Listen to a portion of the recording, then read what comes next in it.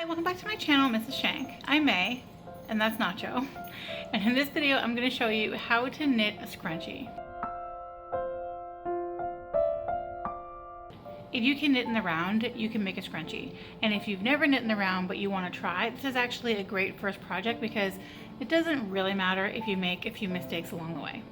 All you really need is a set of double pointed needles. I use my 3.5 millimeters, some yarn, I use fingering weight, a hair elastic, and a darning needle. That's it. And a book, which I'll get to in a minute. You could totally do this magic loop style with a circular, but my circular in this size actually had a sweater on it when I started these, so I went with my DPNs. If you prefer to do magic loop, you can just do that instead. It's really like there's no difference aside from that technique. Okay, so first cast on about 100 stitches. It does not need to be an even 100, a little more or a little less is just fine, doesn't matter, but somewhere around 100 stitches. Then divide your stitches between 3 needles. If you're doing magic loop, obviously you don't have to do that.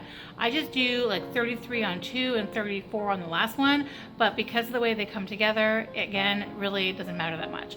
So once you've done that, just be careful not to have your yarn twisted when you start knitting in the round. In my case, my yarn tail and my working yarn are coming from the same place just because of the way that I cast on. Essentially, you just use the working yarn to start knitting through the end of the cast on stitches and then pull it nice and tight. Pulling the second stitch helps a lot. It might still be a little wobbly, but you can just pull it tight again on the next round and it'll be fine. Again, that second stitch and third stitch really helped make the first one be tight. So anyway, then you just keep knitting until you have about 2 1/4 to maybe 2 1/2 inches. That's it for knitting. Then just bind off. I just did a really standard bind off here. So now comes the slightly tricky part.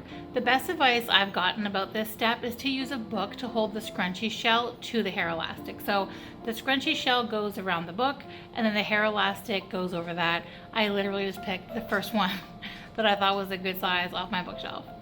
And then you cut a long tail on the end, like longer than you think you need, just in case, and then thread your darning needle with that.